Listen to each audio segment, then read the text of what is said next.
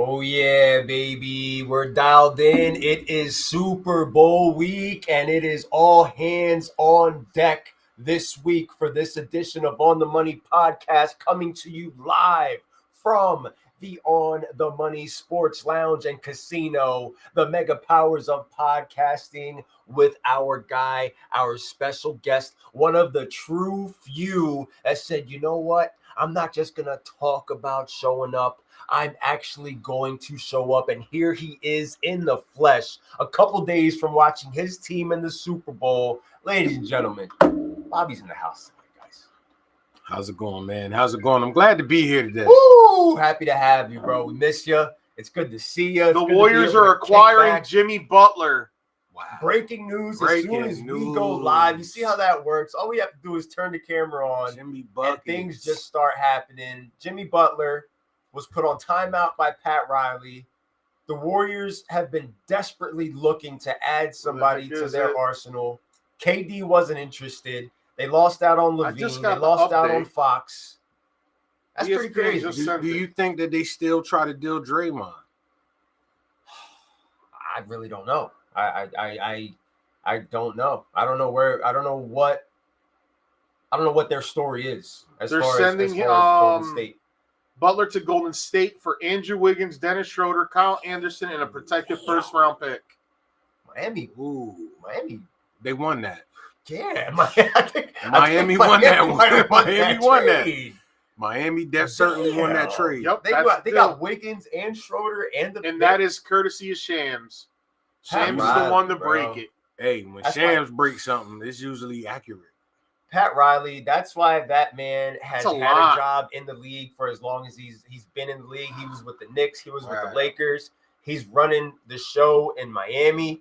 And, I mean, for them to basically be able to rid themselves of somebody who was unplayable for them and get back what they got back, that's impressive, bro. Right. That's a good haul, bro. That's why the Miami Heat always remain competitive. They're always in the mix. Frees up the salary. They can go after somebody, whoever's free, Their bad seasons are being like a 7 When's the deadline? 8 seed. Tomorrow? And the 8th. Damn, there's so tomorrow. So yeah, tomorrow is the deadline. There's even talk about Paul George getting moved. Yeah. There's talk about Paul George getting moved. The Sixers ain't gonna do nothing. They're just going. They're over here. They're freeing up salary. Let the time pass. Tickets are $5 to go watch the Sixers right now. Are they? Yeah, it's $5. Maybe I'll go watch. You can take everybody you know to go watch the Sixers. Yeah, you could fill up on lane 6. You can line them up, bro. Yeah. Line them up. And you already being questioned about what you're wearing from what RJ. I'm wearing is the On the Money Sports Championship. Chris says it's pissing him off. On top of my AJ Brown jersey. It's Super Bowl week. We're going all out for the podcast. Heat-seeking missile, ladies and gentlemen. I know what I'm doing. We're here live in living color to break it all down. This is the Super Bowl edition of On the Money podcast, finally breaking down the matchup, heading into Super Bowl Sunday, talking about everything we think across the board with that. Also sprinkling in some NBA trade talks. I just noticed. It's getting pretty wild. We got the 2001 Rumble just playing in the background, guys. Rumble watch along. Big Show just came in. He's got drawstring tights. What the hell? My man's got drawstring tights. I never noticed. They go up the belly a little bit like a cummerbund. Yeah. Look. It's like everybody has strapped down on the This singlet. must have been when he... Doesn't he get sent to OVW after this? Shortly after. Yeah, right. I forgot about that. Yeah, he got the Gangrel tights on right now. They were giving him the That's crazy. They were giving him the Yokozuna Vader treatment. They were sending him to the weight loss spot because he started wilding out a little bit. Hey, I couldn't help but to notice there's a lot of green going on in here today. There is. I'm not surprised. I've been wearing this hoodie all year long. He has been. I'm not trying surprised. to be respectful to the league champion, Danny, the former league champion. Like next year, I'm going to be respectful. I'm glad you fixed that. I'm going to be respectful, and I'm going to... What colorway you going with? We're going with the two-tone blue. Two-tone blue. Yeah, okay. you know that. It's going to look nice. Yeah. It's going to be the best looking On the Money Sports hoodie so far. No. This one. This Kelly Green one. Well, you better hang it up because this is the last time you guys are going to be wearing it. Just put it in your closet, in the back of the closet. Winter's going to be over. It's going to be time for T-shirts, not time for hoodies. It was this close. And when it gets back to getting a little chilly yellow outside, and black hoodies again, you guys can stay warm in the two-tone blue On the Money Sports hoodies.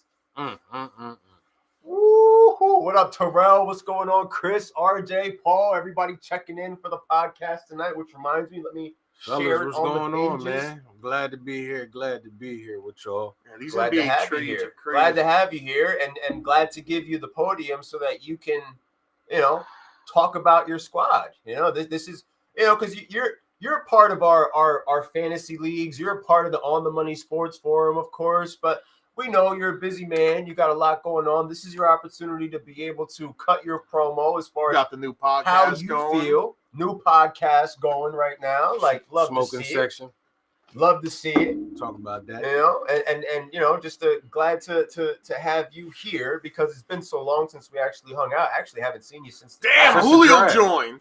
Julio's in. The Jimmy Butler trade is going crazy right now. It's they must have been watching On the Money podcast and said to themselves, let's break the trade news when these guys go live. Yeah, the pod gods shined upon us. We weren't even a minute on. You know what trade I liked that one? didn't get a lot of press was the De'Aaron Fox trade, him going to San Antonio. Yeah. I did too. I think him and Wemby are going to be a nice little pair up, man. And will it happen fast? Will it happen enough to help him this season? Yeah. Playing. I think playing worthy. Yeah. In my opinion, I feel like that's where add a they're couple at. more pieces, and I can see this is Pop trying to gear up for one last run. I think. Yeah. I think Pop's trying to get one more championship reign in before he's out. He's not healthy. Yeah, Pop not healthy all the 79 way. years old. It's tougher now. And Wemby's just special, man. It also helps those young guys, that Champagne guy, Sochan, those other young cats in San Antonio that are trying to figure their role out while they all feed Wemby. Like, now you have a guy, Chris Paul has been doing a good job of it, but Chris Paul at 40 years old, like, come on, like De'Aaron Fox in his prime, and that's just a good piece to add to what you have with the generational talent, like you said, with Victor Who's Wembanyama. just scratching the surface, and this guy's putting up triple doubles like nothing. Yeah, and we're talking about He's scratching the surface. We're talking about a basketball team that knows how to draft basketball talent too.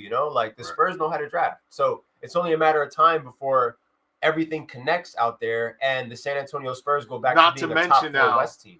Not to mention that Wemby's the biggest NBA star in Texas. Yeah. And too soon. And the harp back on CP, he's there as a veteran presence anyway. So if he can find a way to be the glue to hold all that together, they could be in for a special, second half of the season. Yeah. Make a little run. Make the play-in tournament interesting, basically, is what they'll do. And now all of a sudden that team gets a little bit deeper, and you now have, like, how does Wemby play off of Fox? How does Fox play off of Wemby? You know what I mean? Like, who's gonna be able to feed who? And at this point in time, it's safe to say maybe De'Aaron Fox needed a change of scenery, because what was going on in Sacramento with him and with Sabonis, it felt like it was starting to get a little bit stale. Right. I do like the moves. We were just talking about it with Mike in the group chat. The moves that Sacramento pulled. They just got Jonas Valanciunas from the Washington basically for free. 2 second-rounders and some guy that I'd never heard, some jobber, basically. And they ended up getting Valanciunas to pair up with Sabonis, on top of the fact that now they added Zach LaVine to the mix. So now you have LaVine, you've got DeRozan, you've got a lot of different options pieces you got a lot of different options on the Sacramento Kings team. Who knows how many of those pieces stick, but it's an interesting situation. Maybe this is what Sabonis needed for him to be able to be like, I'm gonna go out there and be on my Joker-ish and get my double doubles, triple doubles, and just go off now, because we're not trying to, okay, I'm gonna make sure you get the ball, and then you make sure I get the ball, and then I make sure you know what I mean? Like, you go out there and you take over the basketball game. Lindy Waters and Josh Richardson headed to Detroit as a part of the 3-team deal, which was also included with the it seems like they needed 3 teams to make that happen. Yep. There's always that third team that gets nothing. look, we'll give you Josh. I've seen people at work. A couple of the guys at work didn't like this trade, but I think it's an okay trade. Kuzma going to Milwaukee and being the third man. He's going to be the third option. Not much responsibility. It's not like he can't play. Yeah, you're right. Middleton looked like he was washed. I hate to use that word, but he just didn't look like Chris Middleton the last year and a half. So right. That's what I'm saying. About 2 years ago, he was really, considered an elite player, at that team. But, we'll see. We'll see how those pieces go. Kuzmania is going to run wild in Milwaukee. I feel kind of bad for him. For about 4 games. Why? Not Kuzma, Middleton.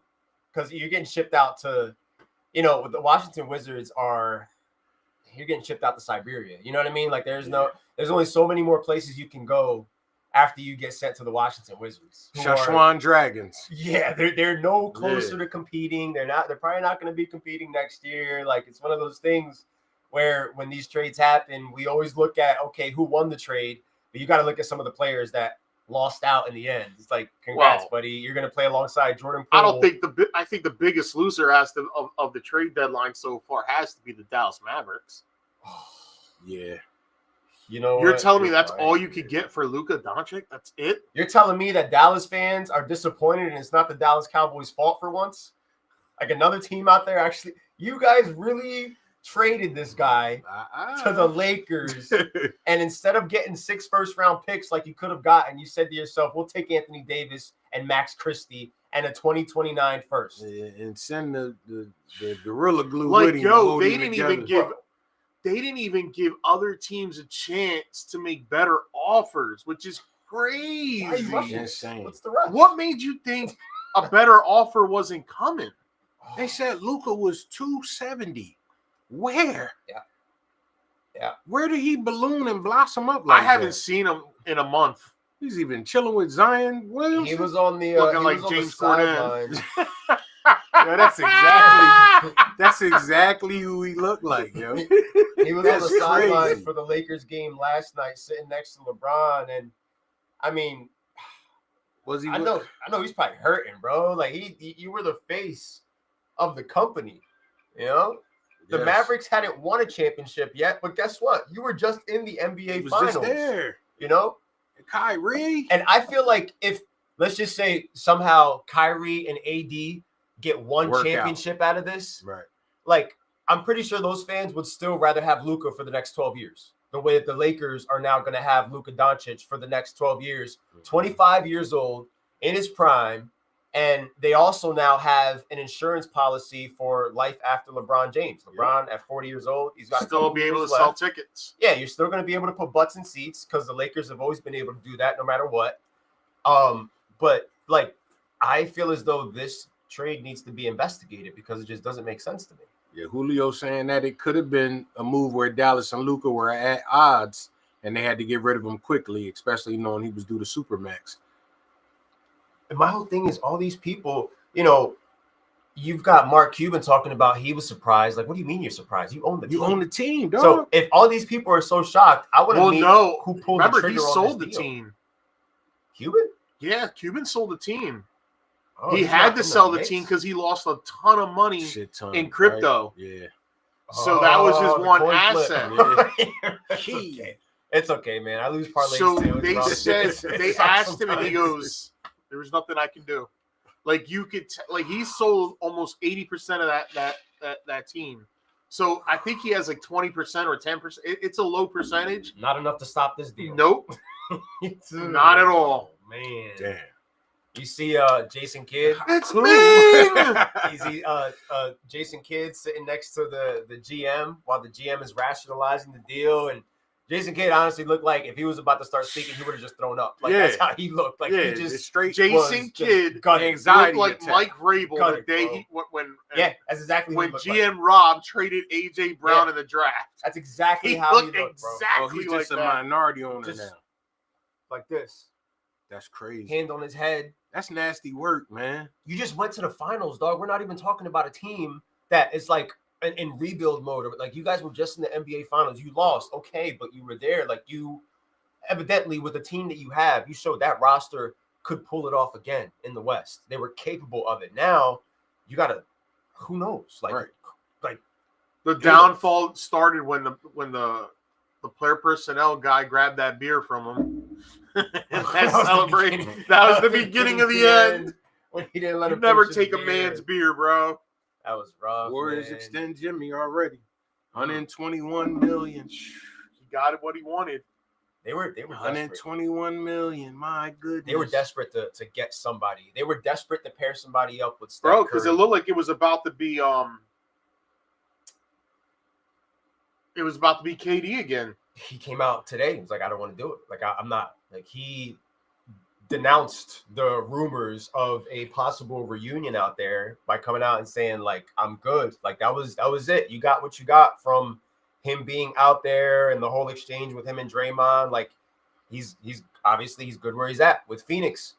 A solid squad out there too. But at the same time, I kind of don't believe him because there was talks of them thinking about moving Draymond. Why are you thinking about moving Draymond and then you're talking about trying to bring KD back? Like, it felt like they were I feel as though if they felt like could pull a deal off for KD, they were going to move Draymond before KD got there. Yeah, I think they kind of used it as media bait. Sometimes they do that to bring, to bring this attention to the team to say, okay, this person is coming to the team. All right, well, maybe if we dangle this out there, this can get this attention. Yeah. Like, look at us. Look at what we're doing. Yeah. Like, we're making moves. Come on. Come rock with us. I personally feel like just right now, when you look at how much they gave up for Jimmy Butler, that the Warriors in the free agency market were like just getting outmatched by other teams out west. Like, other teams were making better offers, making stronger offers, better deals. And the amount of assets that Golden State had compared to some of these other teams, like, what would you rather have, a De'Aaron Fox or a Draymond Green? Like, it's hard to, it's hard to get a deal going when you're not offering something good. They got to hold on to Kuminga. Thank God. I thought you were going to mention his name next in this deal. They got to hold on to Kuminga. So great trade for the Miami Heat, man. Like, that's a sell high if there ever was one. You weren't going to get anything better for Jimmy Butler than what they got from the Golden State Warriors. Now Golden State gets to have the veteran presence of Jimmy Butler to add to the mix with Steph. But damn, losing Schroeder and Wiggins, who Wiggins is and I forgot to mention too with the Spurs trade earlier. They gave up no good assets either in that deal. Yeah, they kept everything. Like, they kept everything. Like, that's the definition of smart business. Lease. And these deals, we look at them under the microscope a lot more. And it's just like the Butler trade. Like, Miami just gave up Butler and a couple other role players. Like, they weren't going to re-sign him, so he was leaving regardless. They knew he was leaving, so get something for him. They got back two young guys that they could start. I don't care how mad. Rikishi eliminated the Undertaker in this Rumble? Bro, super kick, dog. It's one of the best moves. It's one of the best moves in the arsenal. People trash it, but it's amazing. Damn, that's how long it's been since I saw this Rumble. Oh, Schroeder to Utah and Kyle Anderson to Toronto just now. So they take Schroeder. So it's a 5-team deal. Flip them. Wow. That's a 5-team deal now. Busy night in the NBA. Jazz getting Schroeder, Raptors getting Kyle Anderson. It just sounds like, the NBA is just trying to top the NFL with making news like crazy. I mean, well, this is their opportunity to do it. You got to make something interesting out of your season. You got to at least make the trade deadline compelling, to get people to be glued in, because at this point we're way past Christmas, and that's where I hear that the real NBA season starts, and a lot of us truly just don't care yet. Like, we're still not interested. We're not into it. The NBA has become the third most popular sport behind baseball in the NFL, as crazy as it sounds. But, tonight is one of those nights where you start cooking with gasoline and you start to look at these different lineups and some of the teams where you say to yourself, okay, like, post-trade, what are you going to look like? Like, the Kings, like, post-trade, what's Dallas going to look like? AD already missing games. He's already in street clothes, sitting there watching, his new Mavericks team go out there with Spunk and Moxie. I know, like, that's all they got right now. Yeah. And yeah, you're absolutely right. I'm surprised we haven't heard anything about a Kyrie Irving move, because imagine how he feels right now. Yeah. When he's looking at these guys like, yo, are you guys kidding me right now? So how does the West landscape change now with this? Like, does it take Dallas? The out Lakers of still any... ain't winning.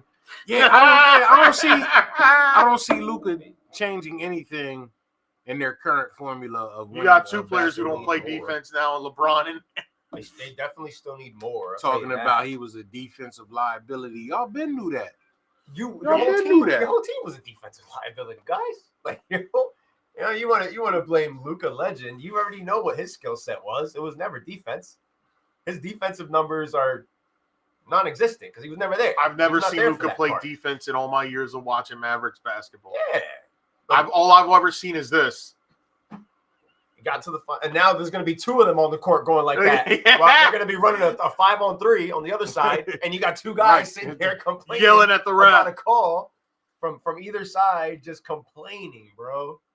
Oh, and you're right. I don't know if it's going to work. I know that the Lakers won the trade, but that doesn't necessarily catapult the Los Angeles Lakers to top 4 in the West, top 5 in the West. You still have to deal with the likes of OKC, the Nuggets. You know what I mean? Like the big dogs. And at this point in time, the Houston Rockets are up there. You know what I mean? Not to toot my own horn, but them Rockets, they've been young boys. Young boys. You know, an example of a team that drafted well, kept the assets, made the right moves, used the money the right way. They kept themselves out of the crazy deals to try to get Jimmy Butler and all that, and are developing their players. You know, like you got a lot to deal with in the West still. There's a lot of teams. It's a 5-team deal. This is insane. That is nuts. That's nasty work. That's a lot of phone calls, man. That's a lot of phone calls. We can barely get a 1-on-1 deal done in Dynasty. These guys are making 5-team trades. Like, what the hell? You guys are in cahoots? And then there's that one team that says to themselves, like, yeah, I'll take all the shit. I'll take all the shit. Just give me the money down the road, kicking the can. 2-year extension for Jimmy worth $121. That's crazy. That is crazy work. Bro. That's a lot of money, bro. That's a lot of money for a player on the decline. That Schroeder's heading to Utah for an old team. How old is Steph Curry? 35, 36? On his way out. Like Draymond Green. Miami Heat received PJ Tucker and Andrew Wiggins in the deal. PJ, boy, he get tossed around. Dennis Schroeder's going to Utah. Kyle Anderson to Toronto. Richardson to Detroit, and Lindy Waters to Detroit. I don't know who that is. Yeah, Lindy Waters sound like a brand of creative player. 2K creative player, 67 overall. Where the Converse? It's like a Jabari Moon. That's what I think of when I hear a guy like that. When you try to do Trade Finder on 2K franchise and they just put certain names there for you and shit to the side. Apparently, Myles Garrett consulted LeBron James for his trade request out of the Cleveland Browns. Yes, he did. Did he? He asked him, what do you do? How do you get out of Cleveland? How'd you do it? I already told you guys. How'd you pull it off? He's going to wind up in Detroit, Philly, and my dark horse is Denver. I would have never considered Denver to be on his radar. That would be interesting because they already have a good defense as it is. Mm-hmm. And it's one of those things where they have a great offense. They're not a great offense. They're gonna have a great offense. They are a destination. Like, free agents are looking at what Denver just did this year. Right. Like, yeah, you lost to the Bills, but at the end of the day, Bo Nix. Yeah, you know what I mean? A lot of promise. I'm hearing rumor and innuendo is that Aaron Jones could potentially end up being in Denver. So for anybody who was holding on to hope for Javonte Williams, like, you can forget about that. Like, they're full-on committee at this point in time. However, adding a piece like Myles Garrett to the Chargers defense, from Mikey, I don't see him going to a true. I don't think. First off, the Buffalo Bills fans out there, the Kansas City Chiefs fans out there, the Baltimore Ravens fans, settle them down, Oscar. Stop it. Settle them all down. They're not trading him to y'all. They're trying to compete with y'all. So why are they going to trade him to y'all? He's getting traded to either an NFC team or a lousy AFC team. That's why I feel like Detroit is going to be willing to give Cleveland everything they want after what just happened with the with the way the defense faltered down. A lot of it had to do with injuries. They lost a lot of star players. But that's what they need. Where Philly, Howie Roseman's going to do it, but he's not going to he's going to find a way to nickel and dime you on the trade. Right. He's not going to give you a 1 plus 2 2s. He's probably going to a 1, a third, and a conditional third that could become a second in the future. That's what he's going to offer them. Where Detroit might just say, "We'll give you the 1 and the 2 2s." Yeah. Right now, the Bills are not going to get him either. It's just not happening. I'm in an AFC North group chat. They're like, "Oh, we're going to get him. Since he's going to get him." No, no team's ever getting traded within the division. Cincinnati needs to worry about Trey Hendrickson, who I just watched in an interview earlier today. Pretty much says he wants a deal or he wants out. Yeah, it's that simple. Whether or not I'm here, I want to help Cincinnati win, whatever that means, man. Great, absolutely amazing. But for Detroit, their reign on top might be short like leprechauns when you think about the amount of personnel that left the building. Yeah. You've got the DC and the OC that are taking jobs elsewhere. That front office got gutted. All those people are not going to be there, which in retrospect, when we look at the season the Lions are about to have, and no matter how it plays out for them, and then you look back on the loss to the Commanders, that could make that loss look even worse. It looks bad right now. It's already bad as it is. If they consider this their best season ever, and for them to lose in the divisional round, and now you lose, your offensive coordinator, your defensive coordinator, you're losing president, player, person, you're losing all these different names that are no longer in the building. How's Dan Campbell going to be able to recover, not just from the loss, but the fact that you're going to have to rehire an entire new staff and have your team try to get back to that 1 seed and finish your story, I'm not trying to hear that. I can't even take that because that's just what the Eagles just had to do. We just had to rebuild our whole coaching staff after, when they took. It's tough. Yeah, it's not an easy fix. It's not an easy fix, but we've shown that it could work. So Lions, if they want to get it together and go out there, it's going to be trial and error. And it looks like the Eagles are going to be looking for another OC. Exactly. Because it looks like Kellen Moore is about to become the head coach of the New Orleans Saints. That's going to be crazy. As soon as Sunday's game is over. But I'm also hearing that he's not sold on it because their quarterback room isn't good enough. Yeah, they don't have an answer there. They don't have an answer for that. There was probably a pause over the phone when he asked them. Was like, "Who's going to be the franchise quarterback next year?" Don't sleep on Spencer Washington. Rattler. We'll call you back. Yeah. Said don't sleep on Washington. Washington they got some work to do too because they got scored on 15. They had 15 touchdowns scored on them in the playoffs. It was that one big game against the Lions, and then we came out there and put some points on their head. Yeah. So they're going to have to go in and find the answer on defense. They're going to have to pick up a couple pieces, give Lattimore some help back there. But don't sleep on Washington, but they're going to have to wake up and do something different on defense. Yeah, they're definitely going to have to make some adjustments. I mean, they came out of this season looking a lot better than a lot of other teams, playing with straight-up house money, being able to eliminate Tampa Bay, eliminating Detroit. A ton of money for them to be able to spend. Again, another example, kind of like Denver, where you look at that organization and as a free agent, you say to yourself, I'd like to be a part of that. I can help them get over the hump. You know what I mean?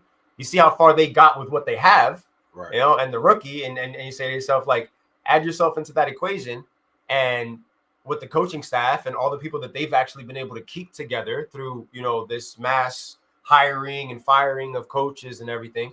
And on top of the fact that, I hate to break it to you guys, the NFC East, until further notice, is a 2-team division. It's the Philadelphia Eagles and it's the Washington Commanders, because the Giants aren't going to be shit for a while. And the Dallas Cowboys, until further notice, this new coach that they just hired, I don't see it. I'm sorry. I'm surprised to hear you say that, because at the beginning of the year, I keep a receipt or two, old money. I keep a receipt or two, and I just remember. I know. I just remembered. Yeah. I know. It's his fault. I was pounding the table for the Dallas Cowboys. I said that this is going to be a good regular season for you them had boys. us third. Yeah. You had the Eagles third in the division. Did I? Yeah. I had them. Well, no, I had you guys 9-8. I had them originally as the first place winner. Then he made this convincing argument where I was like, yeah, shit, I you're kept right. talking to him about it. I was texting him about it. I was So like, I was like, you know what? You're right. I was like, you got to open your eyes, They're going to finish second, and I said they're still going to make the playoffs.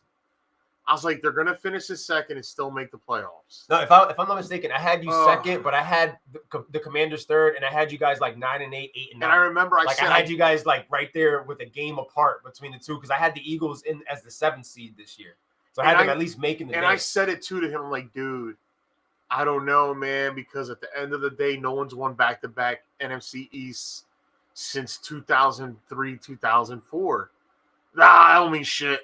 I was like, you know what? Sentiments. It absolutely means something. I never had that much faith in the Dallas Cowboys, and look at what they did.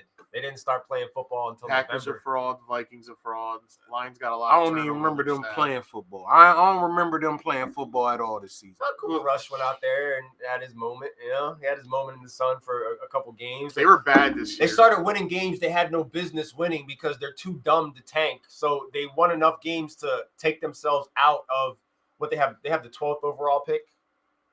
So Ashton Genty might be there for them for the taking unless Jerry Jones is awake during the draft and decides to just do what he wants to do. They just got to make sure to put some meds into his applesauce and make sure the old man is asleep. The run game is the least of their worries as well.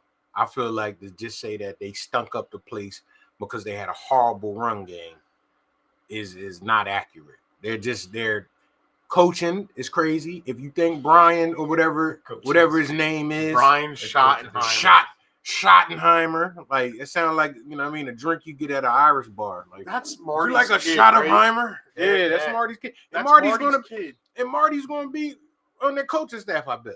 No, I think Marty's no longer with us. And Jerry don't care. He's still gonna hire him. Jones he's gonna outlive all of them, and he's gonna be poking them all in the chest, telling them what he wants them to do. Because he said, the only way I am not. Yeah, Marty left us a couple years ago. Is from taking this team from my. It's another Schottenheimer. I bet you he's gonna be. What's the other Schottenheimer? I'm about to find out. You're absolutely on the money with what you just said as far as the Cowboys. It's easy for us to look at their run game and say this is why they're losing, but it's not just that. It's what's happening in that press box. It's who's calling the shots. It's Jerry Jones' son still basically shackled up by what his father has going on, no matter what, and what his father wants to do. Like I'd be happy for them if they managed to draft Ashton Genty this year in the draft, because it's like, okay, at least you're addressing one need. But at this point in time, this team is so far gone.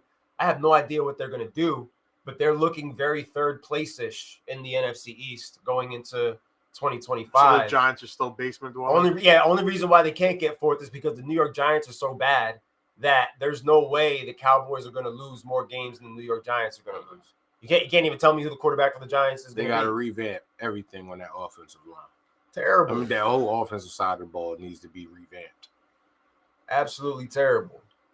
You want to talk about clowns in the front office? We saw it on Hard Knocks. Your own son telling you to draft Jaden Daniels, and you're just throwing the Nerf ball around. His father, Marty's a Hall of Fame coach. Yeah. He just couldn't win the big one. I like Malik though. Malik is a solid wide receiver, but he ain't got nobody throwing the rock to him. I like him too. He ain't gonna be able to catch it. So he is, trying to make. They're gonna have a new quarterback next year. We just don't know who. Jameis Winston. Is it a rookie or is it famous Jameis? Matthew Stafford. And look at Chris. Here we go. Jameis gonna be throwing them W's. Matthew Stafford, maybe. J-Mo's going somewhere, and wherever he goes, he's gonna make it interesting. Wherever J-Mo goes, interesting. I'm watching. There's a lot of teams that need quarterbacks, so it's hard to gauge where he's actually gonna end up. I feel like Jameis Winston is gonna be one of those signings where you get like the big fish signed and taken care of, and then a couple days later, or maybe later that day, all of a sudden you hear about J-Mo getting a 2-year deal, going this place. Or I feel like Sam Darnold will probably end up getting signed first, maybe by the Browns or something. And then once we know that the Browns aren't going to sign J-Mo, we get news that he potentially ends up going somewhere else. And He's gonna make shit interesting because you know what? He made a tough looking offense in the Browns very, very interesting when he took the helm. Because all of a sudden, Njoku, Cedric Tillman, Jerry Jeudy, all these guys went out there. Coming out party. Yeah, he went crazy. Jerry Jeudy went crazy.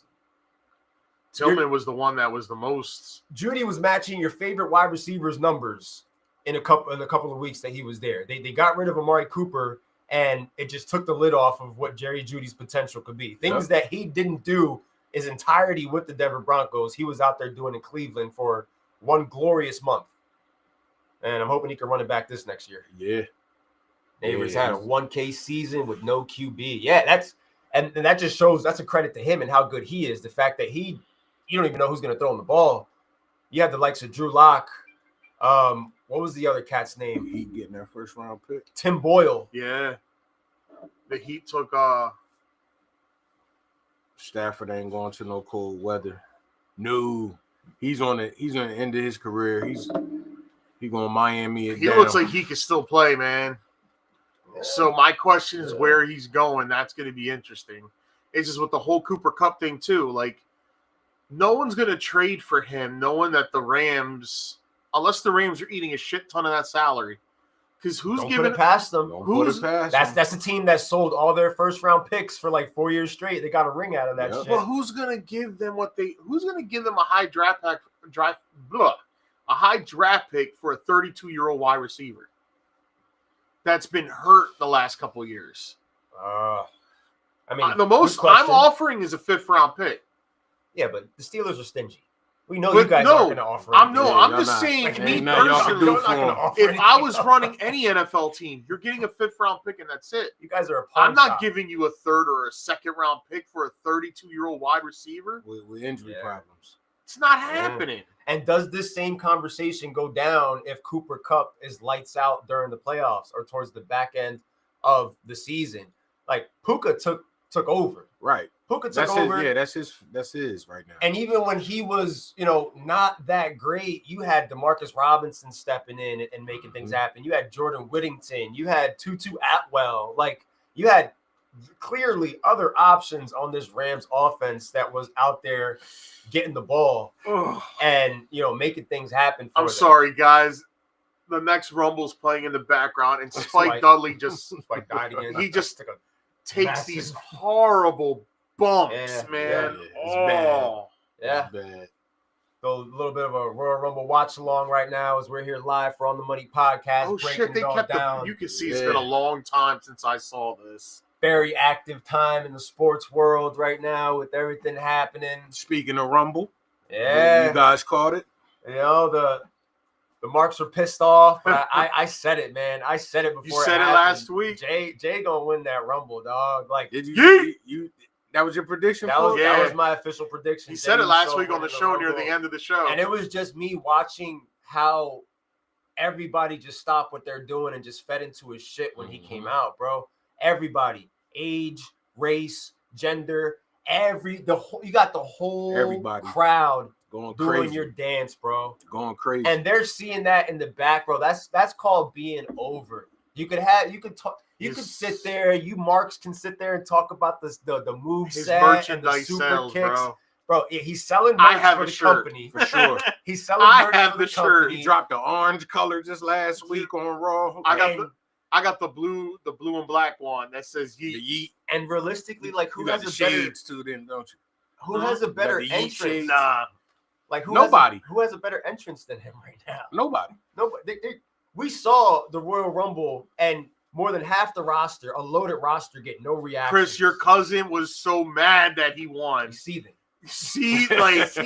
Nick was mad as hell. Like, oh my God, what talents this guy got? But that's because of Did anybody watch his Mania match last year? It was a snooze fest. I bet he was already pissed off when it came down to the last 6 of the Final Four, and he saw Jay there because he's smart enough to follow along and know to himself, like, yo, he's gonna win it. He's gonna win it. I was messing with him today. He said, Dan, the new wrestling game's looking like a day one cop. I said, that must have hurt you to say that, didn't it? Mm-hmm. He goes, I'm not. What was it? He goes, I always buy a Mark. Yeah. And you know what? I hate that they do now. Like these wrestlers get injured, they go away for 9 months, and then come back and expect for the fans. I know where you're going with this. To believe like you left as a heel. When you come back, you're still a heel unless you did some face activity. Nobody gave a rat's ass about Charlotte. No one cares. Yo, they booed her from the start. Don't disrespect. And she kept trying and trying and trying. Yeah, man. Don't disrespect. You know what it is? She ain't got no ass. Well, that's one. That's what it was. Two, it's just great moonsault. Like, yo, great moonsault. She has a great moonsault. I'll give her that. It's awesome. She's forced down on us. Right. Yeah. Force fed. But then those same people were the ones that were rooting for John Cena to win the Royal Rumble. Are you kidding me, bro? You're mad that Charlotte won it. You're mad that John Cena didn't win it. Paul, yeah, I believe I'm with you on there. Jacob Fatu is going to be the next big thing. And Charlotte comes back with a new face. Yeah. Always. Yes. Snap. But she left because didn't Rhea Ripley broke her nose or something in the match? Nah, she her leg, right? She did a moonsault. Yeah. And it landed bad and tore her ACL on the outside of the ring. That was the last injury, right? The one before that, she broke her nose. Rhea Ripley. Yeah, so she had to get a nose job. They just kept going. Like they started working on the That was a bones. stiff ass match, though. Yeah, that Rhea Charlotte match from 2 years ago was it was a banger. I'm not even gonna lie, that was a banger. I remember that one. Yeah, man. Yo, Jacob Fatu's for real, bro. I don't care what anybody says. Oh, gas, no brakes. Hell. Okay. I like it. He sounds like he just. Yeah. You know what's crazy though? I felt like as soon as Sikoa started talking, I was like, yo, this guy's great. Like I never expected for Solo to carry that storyline as far as he did with what he was doing. Like he was great interaction with the crowd, like getting heat. Like these guys. These bloodline, like, bro, they're all great. But what's great about Jacob Fatu is if you listen to his work right now on the mic, he's just redoing promos that he did when he was in MLW. MLW. Yo, so that hell, I'm King Kong and Godzilla put together like bullet points. It's right. He's not talking. He came out straight remix it. That's great for him. What was it? I ain't Freddy. And you ain't on Elm Street, and I'm your nightmare. I was like, yo. Right. Please, I know you like to get your hair braided, but don't get it twisted. Yeah. Yo, this guy. Yeah, he bars. He got bars. Bro. Like, he's just breaking this shit down. Like, I can find that. I love it. And Samoan Stone Cold. Yeah. Bro, when we got that stare down.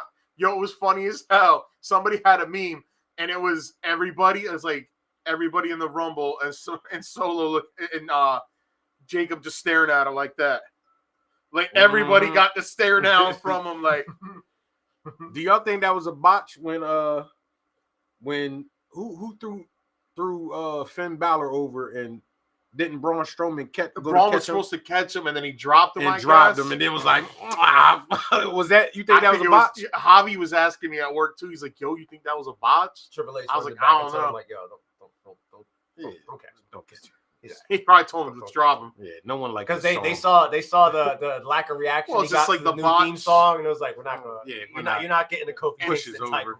Everything I read, Drew wasn't supposed to get eliminated on that spot. No, he was supposed to get eliminated, but not right there. He was supposed to eliminate Punk. Oh, after Punk eliminates Roman and Seth, McIntyre was supposed to eliminate Punk. Who ended up eliminating Punk? Logan Paul did, and Logan Paul is being blamed for it. All right. Because Logan Paul kept like trying to get heat from the crowd, right? And you seen how LA Knight just keeps like stalking him, like LA Knight. You can see LA Knight's face, like, "Yo, bitch, turn around!" Yeah, like you're missing our spot. Yeah, like he's waiting, and then they bump. Yeah, they bump. It was supposed to be Priest that went over, and not. That's crazy because you're in it's not just a spot like a one-on-one. You're in a spot in a Royal Rumble. There's a lot of heads that everybody kind of has. something to do, and they're waiting for you to do that one. Right. So it could alternate the course of a bunch of different things in one shot. He was pissed. He went back there screaming, saying we had stories to tell. We can't tell them because one person's being selfish, and stormed out.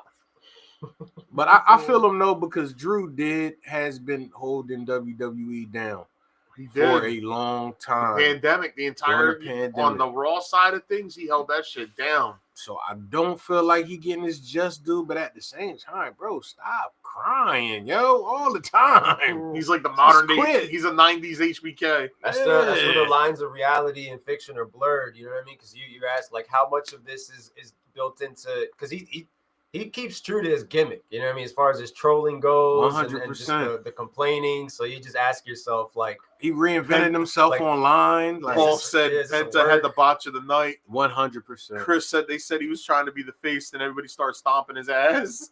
They was stomping the shit out of him in the Braun Breaker killed Roman in Speed. He killed Speed, bro. Speed. That was crazy. There's no way you can physically prepare yourself for the collision. No way. That I don't need, like, maybe he knew when he saw him running the ropes, but he didn't know last until he year. felt it. Like, I thought that kick that Randy Orton gave him when he was in the Speed was in the prime suit. Yeah. Remember that kick, when Randy kicked the shit out of him last year? I thought that was brutal. And he took a dog splash too, right? Yeah. No, what was brutal was that damn spear. 21 miles an hour running at you. It wasn't even like a actual like a spear. Like he's like tackling him up here, like on his shoulders type shit. And just, I know, like, seeing that shit live, like, and then got the dogs were out and tossed. He got thrown on top of that unceremoniously. Like, just your time in this. Braun Breaker's just Braun's just different, bro. He's a monster too. He's a future world champion. He's a monster too. It was a nice spotlight for him. You know what I mean? For what is in store for him in the future moving forward, as far as, their plans for him. My dogs. Who's down there? What's going on? His leg got cut when Otis threw him in the table. Oh, yeah, okay. He had that big, like, on his calf. Yeah. His skin was off. That was a nasty little, little bump. Bro, that shit was wild. When I seen that happen, I popped. I had a bottle of water in my hand. I went, oh, shit. That was crazy. I saw the replay of that. Now that was freaking wild. Now the question is, who do they pair up with who? Because you can only have 2 world title matches. Well, right? Not everybody's getting a title shot now. It sounds like it's going to be Cody versus John Cena. Because Rock ain't wrestling this year. And that's why everybody's still questioning, like, why did you come out in bad blood then if you're not going to wrestle this year? Everybody believes. He went. Everybody believes that. What was that for? Yeah. No reason. You need to come out and hug. Storyline. I'm sorry. I'm still pissed off. He was the man behind the new bloodline. Yes. And we never. Yeah. And it feels like the mastermind. That's how this is supposed to. And it feels like they hurried up and squashed it once they knew he wasn't wrestling, and now we haven't seen Solo for like a month. So what's the best way to bring him back? That's a good one. What do you do with Solo Sikoa now? Because he just walked out not saying nothing and leaves. When in reality, it was supposed to be him basically like on some, like, taking I was orders for the higher power. Right. I was working for the higher power this whole time. So you beat me, but this shit ain't over. Yeah. I was working for the high chief. Yeah. And then you get Roman versus Rock. Roman didn't win the Rumble, so they're going to have to figure out what they're going to do. Well, they still got a whole lot of other Samoan wrestlers in the threat match. That is penciled in as a triple threat match. Roman, Seth, and CM Punk. And it sounds like that might be main eventing WrestleMania Night 1. So Jay might not even be main eventing WrestleMania. Triple threat for nothing? Yeah. I do love the curb stomp on the outside. Wow. The double foot. The double foot curb stomp. That's the good, footer. Cohesive storyline telling with those two. And what about CM Punk walking back and looking pissed at Paul Heyman on the floor? Why did he do that? It was the ground. I'm a Seth Rollins guy, bro. I love that. I love Punk too. Is crazy. Punk too. But that right there was just amazing. Like, F everything else that's going on. I know I hate this guy Punk, but I got an opportunity right now, and I'm going to take it. Take full advantage of it. I think Roman's going to pull a Shawn Michaels at the Elimination Chamber and he's going to be the reason why Seth doesn't. Like, I think he's going to be the reason why Seth loses. I can see that. To just add fuel to the fire. Yep. Heading into Mania. I can see you have the, and then you also have the post Rumble speech by Cena, which I feel like was one of the best promos he ever cut. Which he said a lot. Yeah, he said a lot there. Sound like one of those things where sound like a Hollywood Hogan-esque. He's saying he's entering himself into the Elimination Chamber because he's going to get another opportunity. He's gonna, and you know what I mean? What if he loses again? What if he just snaps? But what I took from that was he said, because of all of the time that I put into this company, I'm owed. Yeah. So if you lose that, what else do you feel like you're entitled to? Where do you go from here if you lose again? And it's like a clean loss. I thought he was going back in the ring and hitting Jay. Me too. I was like, yo, is he gonna go heel this last year? Like, but that can be like a nice little built-in, you know what I mean? Like maybe he was thinking about it. Maybe it crossed his mind. And maybe he does do something moving forward. Because I watched the interview not too long ago with Chris Van Vliet and Cena, where Cena said he had recorded a brand new song. He went to the studio, wrapped up a whole brand new song. He was getting rid of the shorts and all that. He was going to wear a singlet. He was wearing wrestling. He was going to wear wrestling tights. He was going to change his movesets up. Like he had everything planned out and like ready to go. A T-shirt was already made, and at the last minute, Vince got scared and said no. Wow. Because he was going to be heel for The Rock once in a lifetime. Wow. He was going to be heel for that. That would have been nice. That'd have been and crazy. He was going to stay heel all the way up until the second match. Yeah, that would have been good. I would have been tuned into that. Yeah, I thought you were gonna say he was gonna come out. I think that was Thugonomics. Yeah, like, come back to the original song. Take it back to the throwbacks, bro, and just start cutting. He said he already had new wrestling boots made for him, singlets made for him. Like he was going full the whole other direction. Oof. Well, and very he was watching Hulk Hogan interviews, like how Hogan twisted his words and all that. Yeah. After he goes, well, you know, nothing beats, you know, I did it for the money. All you fans can stick it. Had him run that back. I made a lot of guys rich up there. Yep. That promotion up north. Nobody knows that promotion better than me, brother. So is there a Money in the Bank match before Mania? Nah, it's the Elimination Chamber. Oh, instead of Money in the Bank? Yeah, so whoever wins that is going to get the title shot. God, they got rid of so there's no Money in the Bank briefcase floating around. Isn't that in the summer? They already said everybody cashed in, right? Yeah. Yeah, there's going to be a new Money in the Bank. At the next pay-per-view. Who did cash? It was Damian Priest, right? The Tiffy time, bro. Yeah, Tiffy time had one. Dude. Damian, right? Damian. He was the last one. Nobody else had it. Because, they had that little Judgment Day colored. Cashed in and lost that shit. Somebody cashed in and lost. Damian. It was Dame. No, Damian won his. Yeah, he did win. Who the hell won this past summer? I can't even remember who won the dudes. They scrapped it because nobody's walking around with a briefcase. Yeah, Tiffy was the last one. Whoever won lost because Cody's been the champ, and Gunther. And all we had was Priest and Gunther. So somebody had to cash in and lose. I remember when Austin Theory had it and cashed in on the U.S. title. I sat there and looked dumbfounded when I saw that. Like, what? That's nasty work. Nasty work by the boy. Good old Vince. That was dumb. Well, y'all know what I'm here for. A lot of stories need to be finished. One of the big ones are the Eagles gonna finish the story. We're gonna have to wait until Mania. We got the Super Bowl coming this Sunday. Yes, indeed. Part 2 of the Philadelphia Eagles taking on the Kansas City Chiefs. Andy Reid going up against his old team for a second time in the Super Bowl. The Chiefs on the verge of a potential three-peat. The Eagles with the opportunity to play spoiler to the three-peat and gain revenge on the team that stomped their hopes and dreams of the last time that they went head-to-head in the Super Bowl. Just so many factors going into this matchup right here. A nice little rematch, because in this era, we don't get a lot of rematches in the Super Bowl like that. You know, like you got Chiefs versus the 49ers, but nobody cared about that one. There's more interest generated in this one. Well, and the last time the Eagles had a rematch over a Super Bowl match was Patriots. We lost one to them, and then we came back and we won that one. McIntyre won the Money in the Bank briefcase, used it the same night and lost in the triple threat against Rollins. Wow. Oh, he won the belt and then lost it. Right? Wow, look, Chris did say Drew won. Yeah, okay, it was Drew. It was Drew. Damn, sorry, Drew. So, making this full circle for me is we lost to him 2 years ago, and we coming back for redemption. So I think this is a very, very important game. I think that whomever was on the roster back then and is still on it now, they still got that flavor, that taste.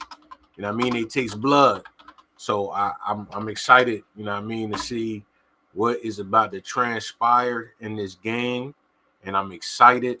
And I just want everybody to tune in. It's going to be, you know what I mean? It's going to be one of them ones. It's going to be one of the Super Bowls that we talk about for a little bit. Philadelphia Eagles defense has been outstanding. Fangio has done an amazing job. Mahomes has a lot of familiarity with Fangio from his time in Denver. The pieces that this Eagles defense has, though, the way they drafted, Nakobe Dean, those kids, all that squad right there, Jalen Carter, all those boys, like they're coming out to play. A lot of people feel as though there's blood in the water when it comes to this Kansas City Chiefs team, because once again, they've found themselves in the Super Bowl while not playing what people would call the best brand of football. You ask yourself, how did they get this far? They're beatable. They're not that good, but they continue to week in and week out get the job done. You can, blame whoever you want to blame. Say that the referees are on their side, like whatever the case is. But if you know that going into the game, then you cannot rely on the referees. You can't put the game in the referees' hands and expect that to work in your favor. I feel like a lot of teams, when they actually have to make that trip to Kansas City, they get the heebie-jeebies. Mm-hmm. And, Arrowhead is not easy to play in. No matter what you say about the Chiefs, if you make a mistake against them, they are the type of football team that's going to capitalize off that mistake. The same way the Philadelphia Eagles have been able to capitalize off of a lot of mistakes made by their opponents on this run that they've done because of what the Eagles like to do in their brand of football, running the rock down your throat, playing defense, you know what I mean, and minimizing the risk on the offensive side of the ball, right? With not having Jalen Hurts put the offense in bad positions by we already know what the skill set is. You're not trying to throw 28, 30 times a game. That's not what the recipe calls for anymore. That's not the kind of game where you're going to equal a win for you guys. That's where things will get a little murky and messy, and then all of a sudden you guys will find yourselves playing catch up to the other team. It's all about who's going to be able to set the tone first in this game, because not for nothing, a lot of why the Chiefs win as many games as they do without their offense playing good, that's a credit to how good their defense is. And I'm going to tell you what this game is going to come down to. It's going to come down to third down efficiency on both sides of the ball for both teams. Kansas City is the number one team in the league on third down percentage efficiency. If you get them to third, if you can stop them on third down, you got a chance. Luckily for the Eagles, we're number one on third down efficiency and defense. Yeah. So it's going to come down. Whoever wins that toss-up, you're looking at the new Super Bowl winner. So it's going to come down to that. And also, I respect the Big Red, man. He's a hell of a coach. He's going to know how to plan for the Birds. So that's scary, knowing that he's had 2 weeks. He ain't trying to lose to them of all people. Nobody does better. The Birds, nobody does better off the buys than Andy Reid historically. Look it up. We're talking about who's ahead of him. Belichick at this point? Nope. Yeah. If he pulls off this three-peat, I know that's not something that you want, but if we're looking at all spectrums of the conversation, he pulls off this three-peat. He's the best coach. He's goated. And that's it. That's all he needs to do. He's at goated. This point, you can retire that night and nobody can blame you. There's nothing left for you to do. But I feel as though he's not going to get it. I'm looking more forward to this second matchup between these two teams than the first one, based on everything that led up to this matchup. It truly does feel like the unstoppable force versus the immovable object. We're talking about WrestleMania 6, the ultimate challenge in this matchup between these two teams. You know what I mean? Like, and what their specialties are, and who's going to be able to blink first, who's going to be able to get the other team to make the mistake first, and how that team is going to capitalize. You know, like, to me, the X factor for the Eagles side is Jalen Hurts, because I feel like the Chiefs defense is going to be supremely confident as far as how to deal with him specifically. Maybe not Saquon, maybe not the wide receivers, but with Jalen specifically. Right. You know, will the skeletons in his closet reappear on the grandest stage, or is he just going to be able to? What we're going to see on the defensive side of the ball for the Kansas City Chiefs is a lot of trap and runs. They're going to try to trap that inside and bring them on the outside to get around Mailata on one end or Mekhi Becton around that other side. So you're going to see a lot of that trap plays, which is going to cause the offensive line to shift around a little bit to make it a little bit more comfortable. The way that they call a game is going to rely on the first two drives. Once they figure it out, because that's what we've seen from the Eagles this year, constantly figuring out what's going on, the game plan, how to adjust. We've been second half teams. When we're not blowing you out, pause, we're second half teams. We're finding ways to come back. So it's going to come down to those little things, like I said, the third down efficiencies on defense. You know, I don't know, man. I don't know. Looking at the Eagles and the way and statistically, because we always want to talk about numbers to ensure that, you know what I mean, we are sounding accurate with our information. The number one defense in the league, man. Number one defense, and for a very good reason. It's got to be the cleanest game of football that they played all year. Got to be. Like I said, you can't. We're going to get some BS holds out of the refs' hands. We're going to get some BS pass interferences. We're going to get that. We just got to play through that. You got to take the game out of the refs' hands in this one. You got to do basically what you did to Tom Brady and the New England Patriots, which is go out there and you got to cut the head off the snake. That's the only way. You got to not just beat these guys, not just survive. You have to beat them down. Got to rattle. You have to walk out of that stadium and no doubt in anybody's mind, no what if, like, we were the better team today against this group. Because the Kansas City Chiefs, you let them keep kicking out at 2.5. It's only a matter of time, bro. They're gonna figure it out.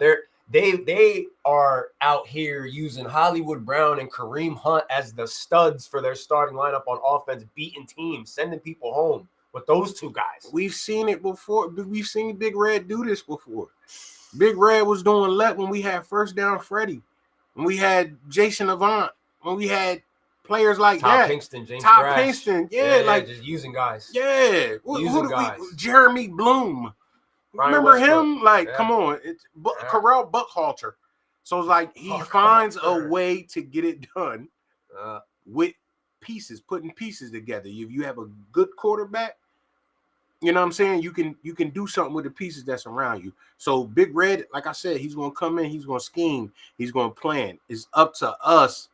It's up to Vic, you know what I mean, Fangio, to look down and say, you know what, we got something for that. That's what scares me, is the thought of, like, is Nick Sirianni going to be able to outcoach Andy Reid?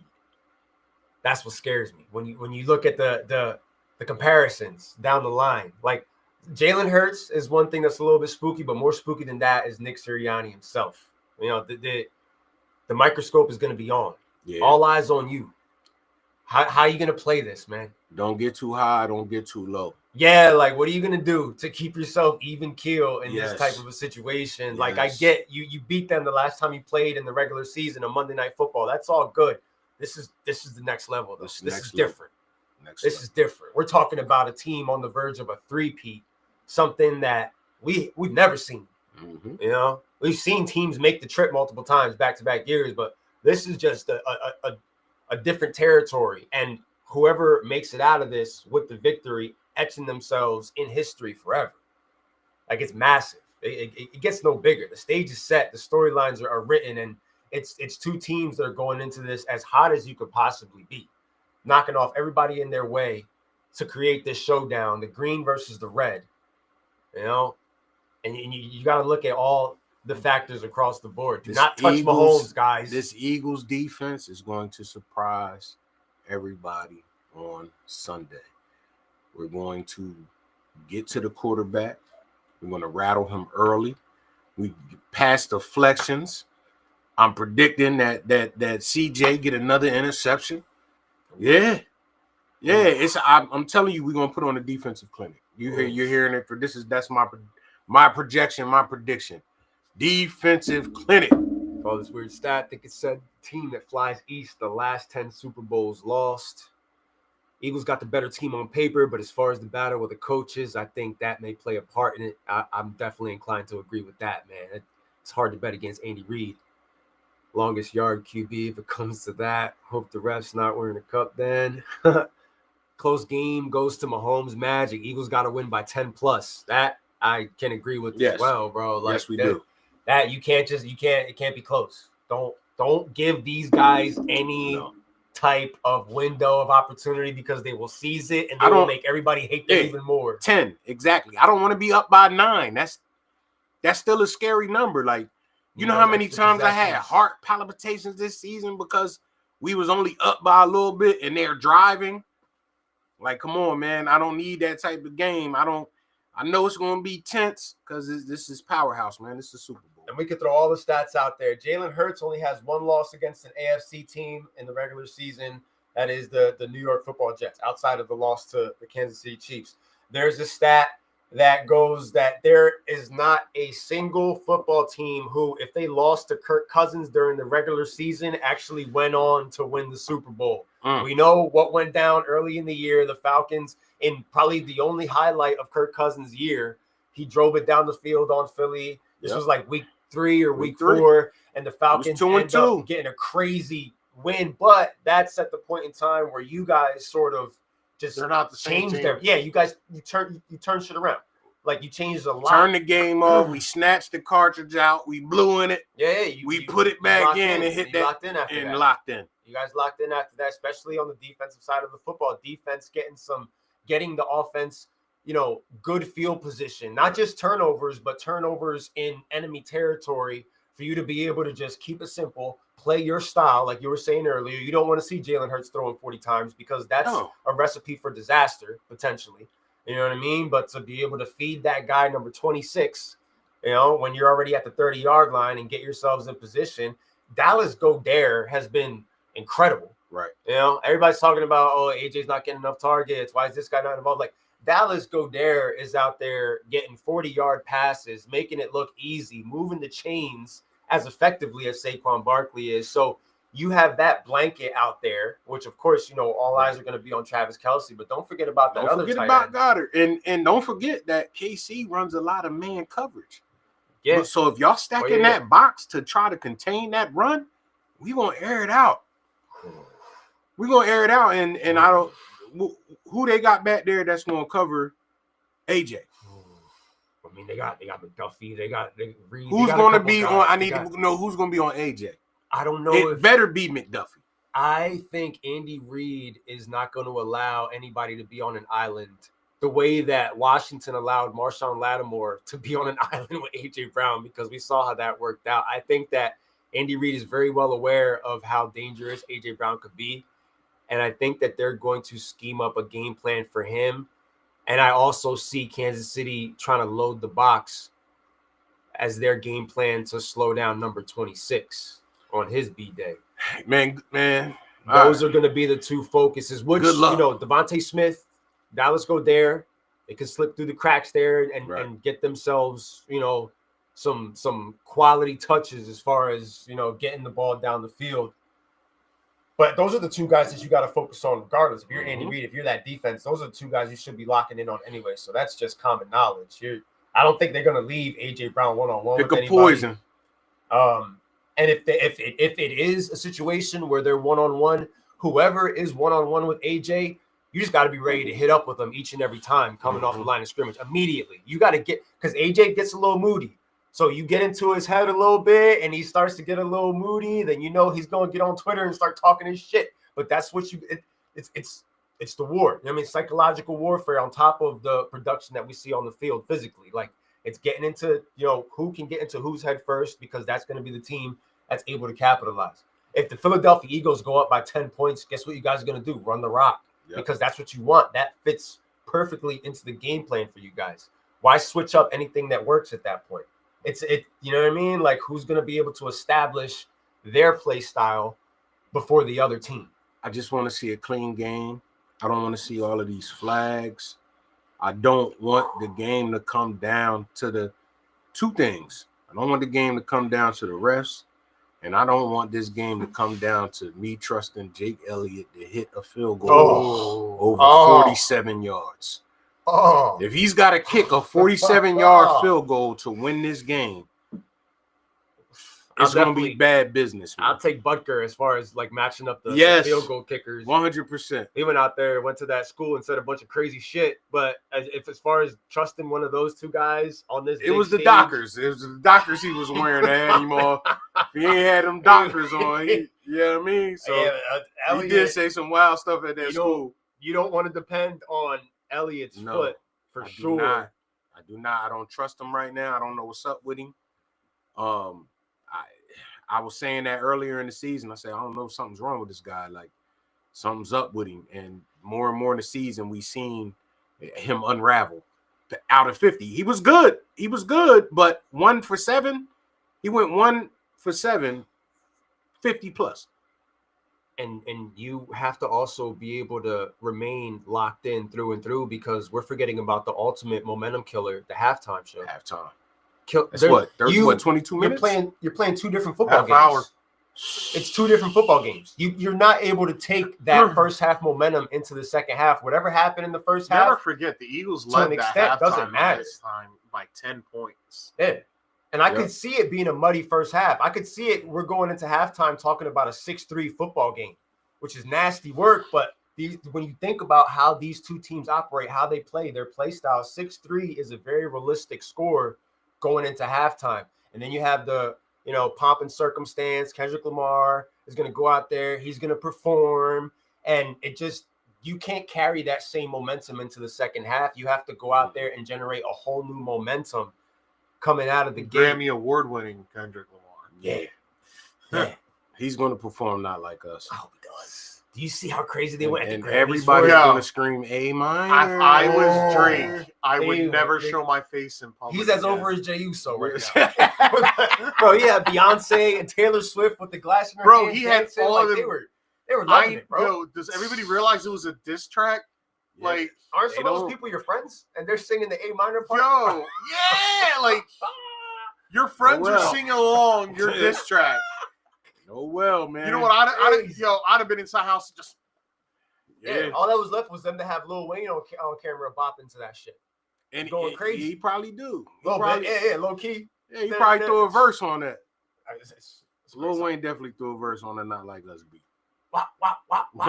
It's a great song. Like it's undeniable, bro. I just think it's crazy that song won a Grammy. All those people were dancing it. Heather loves and it was a freaking diss track. It was bumping in our house all summer long. You know, it's the first diss track to ever garner a Grammy. That's crazy.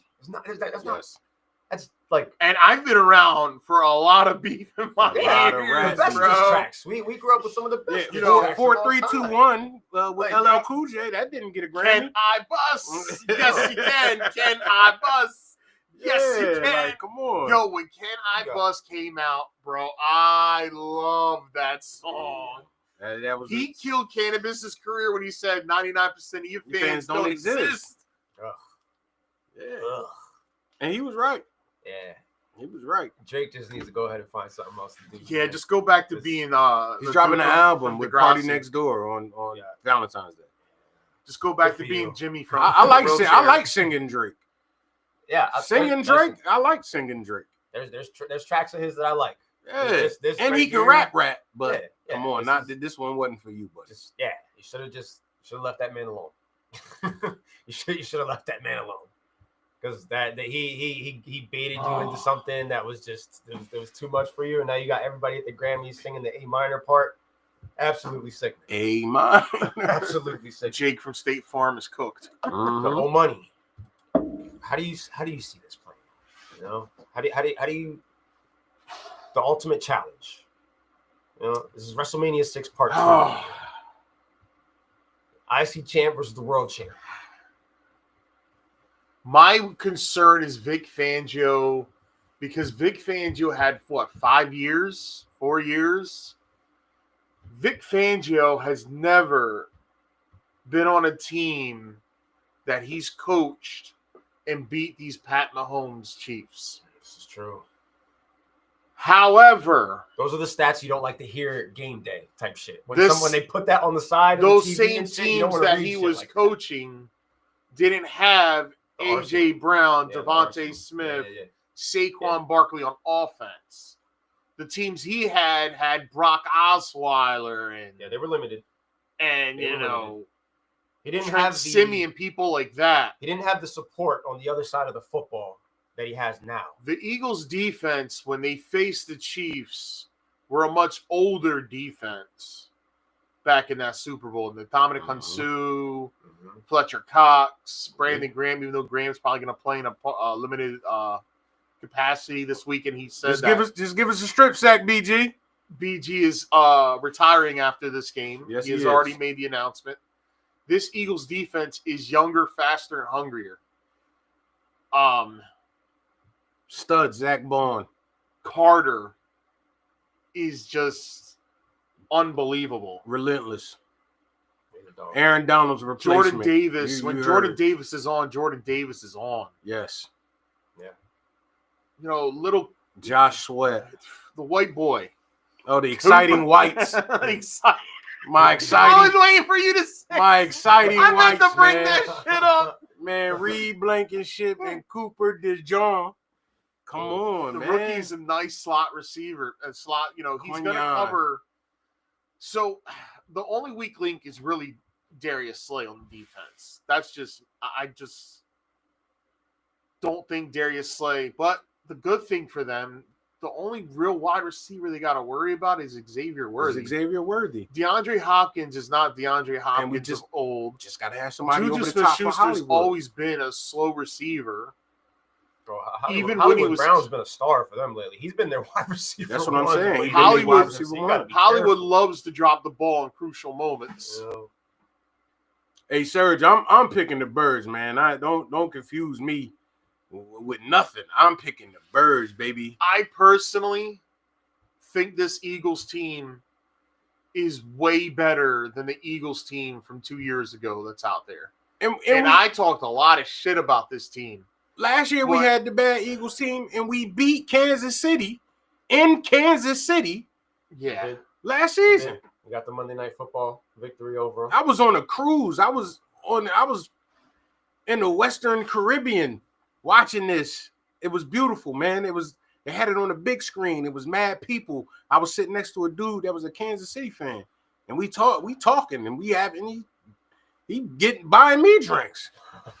And we having this conversation, and I'm letting him know, like, yeah, man, this is a whole different Eagles team. And boy, was I right. And I think even if last season was some shit. Even if you can stop Saquon on the ground, Saquon can still take a pass 60 yards. Yes. Oh, he's more than capable of doing that. Long as get him out in space, and he has a chance to break it. It's going to be tough for the Eagles to win this game. But I also think it's going to be tough for the Kansas City Chiefs to win this game. This Chiefs offense isn't knock your socks off offense. They do the bare minimum and win. They keep the game close, and Pat Mahomes does his magic at the end. Right. And that defense is tough. Their defense is good. Spagnuolo is a very good defensive coordinator. His experience in these moments is. But I can tell you one thing: the Chiefs are not going to run on the Eagles this weekend. No. Everybody keeps talking about how Barkley's not running on the Chiefs. Well, the Chiefs aren't going to run on the Eagles because the Eagles may be the best run defense in the league. We know we are. Yeah, last I checked. And they can get after the pass rusher. Last I checked, Vegas has Kareem Hunt's rushing total, it's like 40-something yards. Exactly. So Vegas already. Vegas knows. And the Chiefs, Vegas only has the Chiefs as a 1.5 point favorite. That also tells me this is going to be a low-scoring game. Where 2 years ago, the Chiefs were 3-point favorites.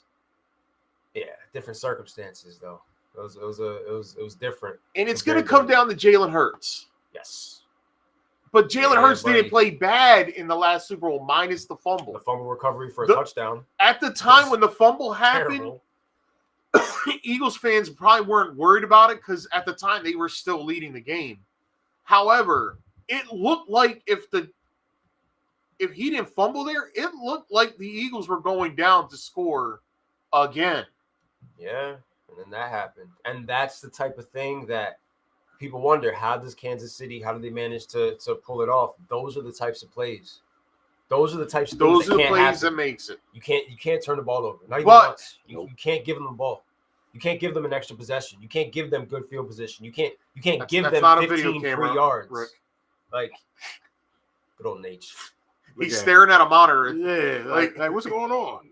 What did he hit me with? You can't give them anything. They're going to have to earn every single yard and vice versa.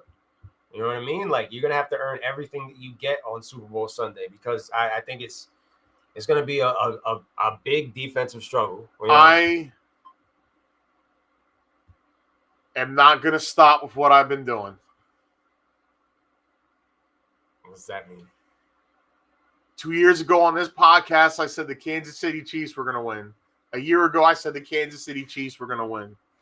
This year, I'm telling you, the Kansas City Chiefs are going to lose this Sunday in New Orleans. The Philadelphia Eagles are going to win their second Lombardi this Sunday, and they are going to defeat the new evil empire that is the Kansas City Chiefs. And the Super Bowl MVP will be the running back that was, you don't pay a running back $12 million when you're paying a quarterback $40 million. You don't pay the quarterback $40 million to hand it off to the running back. Yeah, I messed up the whole thing. I know, where I was going. What he was saying was dumb anyway, so it's fine. I'm in shock. Saquon Barkley will be the Super Bowl MVP, and the Eagles are going to win this game 31-27. 31-27 Birds, eh? 31-27. What say you? Well, I'm giving it a lot of thought and deliberation. I see, again, a defensive struggle, a low-scoring game. At the end of the day, I just got to say that, yes, I am wearing green in support of my friends, but I'm not betting against the Kansas City Chiefs on Sunday. I think Kansas City does the three-peat. I think they find a way to win because that's what they do. I think this game remains uncomfortably close through and through. And unfortunately, I think that when all is said and done, the hatred for the Kansas City Chiefs is going to emanate stronger than ever after this, because I think that Kansas City pulls off the three-peat. They get the victory. And who knows after that? Maybe Travis Kelce even proposes to Taylor Swift right then and there and retires. What's the score? Double whammy. My score, I'm gonna go with I'm gonna go low. I'm gonna go 23-17. I'm gonna go 23-17 because I don't think anybody's gonna be lighting it up on the offensive side of the football. My MVP for this football game, I'm gonna go with Patty. He didn't deserve it the last time they won it. It should have been what's that guy's name? A couple years ago. Darrell Williams. You meant got the first Super Bowl when they got. Yeah, Darrell Williams, who got 2 touchdowns. They bypassed him and gave it to Patty. So I see no reason why they wouldn't give it to Patty again. Andy Reid, puts himself in immortality with Chris this one. Told me to go screw myself.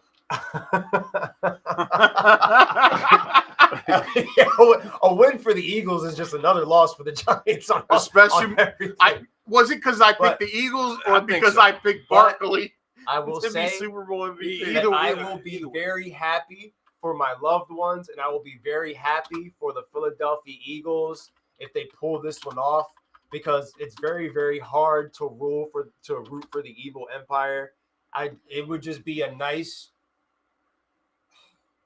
change of pace if the Philadelphia Eagles were actually be able to pull this off, because in one shot, in one night, in one moment, you shut everybody up. Look at Michael Cole. There's nothing that could be said. Wow. There's no, all the criticisms, you should have done this on this day, you should have done that on that day. Jalen Hurts doesn't do this enough. Sirianni, what's your score, Bobby? It doesn't matter, because if they can pull that off, you not only prevent a three-peat, but you shut a lot of people up, and you also generate a lot of heat for yourself, because there's a lot of hatred towards the Eagles too. Let's be real. There's a lot of fan bases that don't want to see them win.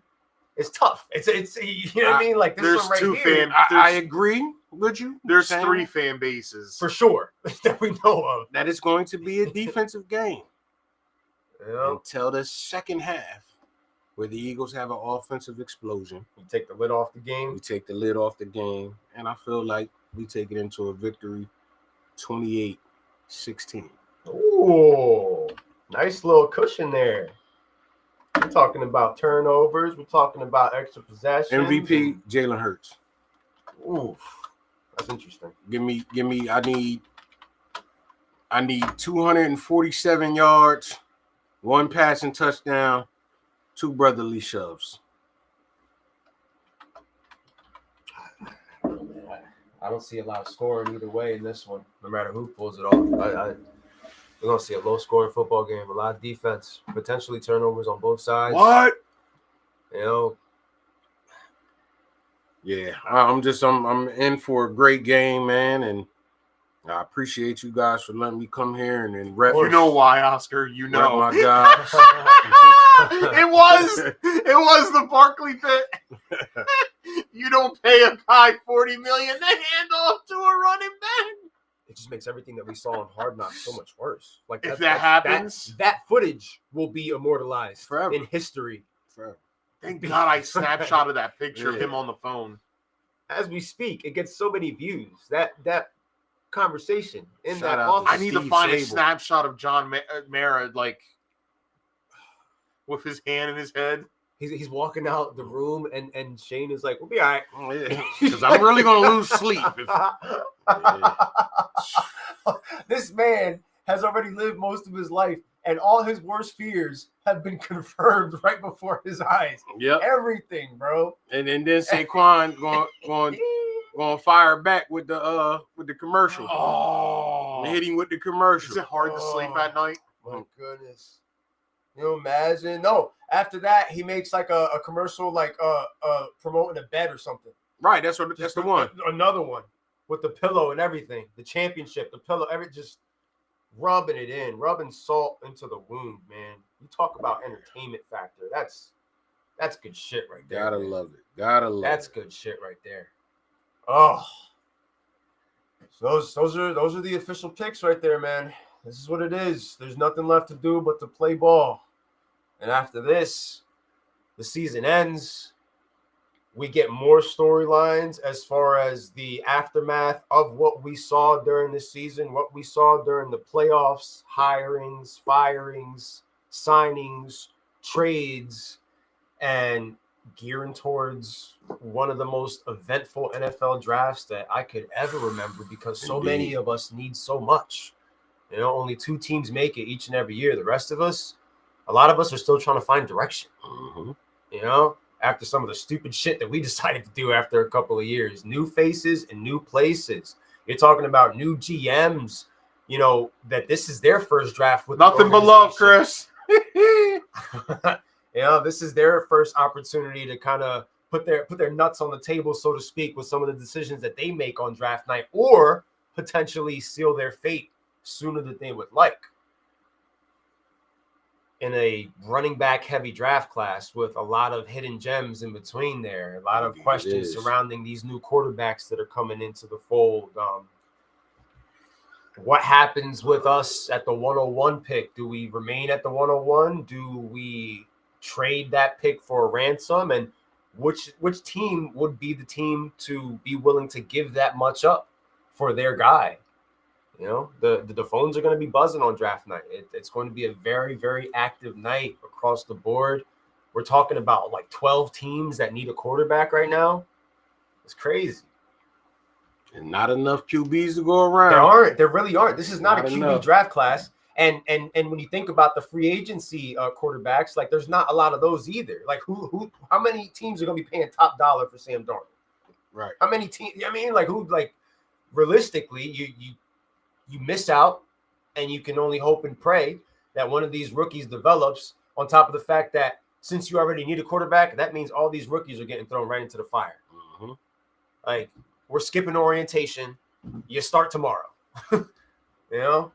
Yeah, and because who's to say that JJ McCarthy is going to be ready to start? You know what I mean? Like, who already said Daniel Jones is going to be running Minnesota's offense. Oh, nasty work. Yeah, we don't know where A-Rod's going to end up once he comes out of his hobbit hole. You know what I mean? Mm-hmm. Once the narcotics wear off and he makes his decision, which he's probably going to do like on the Pat McAfee show or something. Like his tribal team. He's going to sign to a team, and the team is not going to know shit about it. He's like, yeah, yep, I'm a Bear. And I'm like, what? Imagine he goes to the Vikings. Just does everything Brett Favre. Yeah. Yep. Across the board, like everything. You became who you sought to destroy. And that is what ends up happening in most cases, man. But it's going to be a fun time. Bobby, I hope that we're able to have you back on the pod. Especially if the Birds win, you got to come on here and you got to gloat. And I will. You got to cut your promo. I will. Birds win, you going to the parade? No. I know I'm not. I'm not messing with all them people out there. I want you to stay safe. It gets too crazy. Yeah, I'm not doing it. You know what I mean? I'm not doing it. My godfather went that first time. They were trashed already by 6-something in the morning. Yeah. Well, I mean, the last time the Eagles won the Super Bowl, I got very, very drunk. I was at Bennigan's. I was with a bunch of Eagles fans, and the Hennessy was flowing. As it should. It was just crazy. It was absolute pandemonium. So the party will definitely be more fun if they win. That's for sure. It'll definitely be more eventful. Right. I will be watching. Celebrate. I'll be watching with a bunch of Eagles fans and a couple Buffalo Bills fans who, are probably telling themselves they're not going to watch. But everybody who says that, you're saying that because you are going to watch. It's just like wrestling fans. Yeah. Their guy doesn't get booked strong. Their guy doesn't go over. I'm done watching this. But you'll be tuned into Mania, no matter what. I'll be watching it from the comforts of my own home, and my homie, my co-host from Smoker Section, King Dutch. Shouts out to you. Nice. He's gonna come over, watch the game. We're gonna live stream a little bit through it. But the one thing he was like, "Yo, who all coming over there?" And that's not an unusual question because sometimes you just want to know. And it's got the same form. And I was like, "Well, right now, bro, it's just me and you." And he was like, "Good," because I don't watch the game with nobody that I don't watch the game with before, and we lost. He said, if we watch the game and the Eagles lost, I'm not watching it with you again. He said, every time we watch the game together, we win. So don't mess that up. I used to be like that. Yeah, I could dig it, man. I used to tell Raymar he couldn't come over during the AFC Championship weekend. And then finally we won one while he was there. So I was like, all right, you can come now. You broke the curse. Yeah. Definitely got to break a curse. So as soon as the other team scores against my team and someone starts saying negative things, I'm already walking away. I need you to stand over there. Like I'm sorry, but we can't do this. What did I eat that day? I'm going to make that again. Thinking of all the possibilities. But, that's more or less a wrap on what we've got going on tonight. Next week, it's the aftermath of what we witnessed on Super Bowl Sunday. The aftermath of the NBA trade deadline and, everything being finalized, who ended up where, 50 days until opening day for Major League Baseball, getting myself ready to renew the Fantasy Baseball League for us. So still a lot going on, and we'll sprinkle in a little bit of that wrestling in between because we're gearing towards the road to WrestleMania. So we know we have our hot takes for that and what we think will be, some stories finishing and some beginning. We'll give you a fantasy mania slate maybe as far as who we think is going to be matched up with who before it actually happens and have some fun with it. See how many we get right, see how many we get wrong. We appreciate the feedback on the probably 30 minutes that we spent talking some wrestling. We do a little bit of everything here, especially now with football being over. There's plenty of creative space to just bring all conversations to the forefront, and get a little bit of nostalgia mania in there with the conversations. Thank you, Bobby. Thank you, Paul, Chris, Drewski for coming in and saying Steve Blackman's the best. That was always his guy. We know that was always your guy from day one for some reason. We appreciate you for tuning in. Mike D, you probably got to get to work early, so you tuned out a bit ago to get some rest. Love you, buddy. Hope to get you back in here soon enough so that we can talk a little bit of NBA and MLB. Any departing words? Hey, man, catch me, man. Mondays, Smoking Section Podcast, man. This Monday, got another episode dropping. Monday, the day after the Super Bowl. Day after the Super Bowl. Immediate reaction. Indeed, day after the Super Bowl. Yeah, we record on another day. So we'll have our, I'll probably a lot of the points I drove tonight, I'll probably, run those over again. Okay. So that is ran. We ran that a little beforehand. It's just going to drop on Monday. On Wednesdays on all streaming platforms, man. Cook Up Studios. We got something going on right now called 52 for 25. So it's 52 weeks in a year. We dropping a track every week.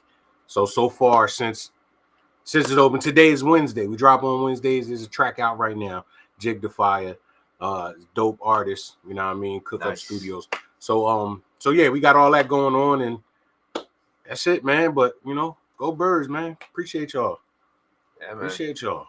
Well, until next time, ladies and gentlemen, this has been On the Money Podcast, coming to you live as only we can do it. We'll see ya same time, same place next week. Peace.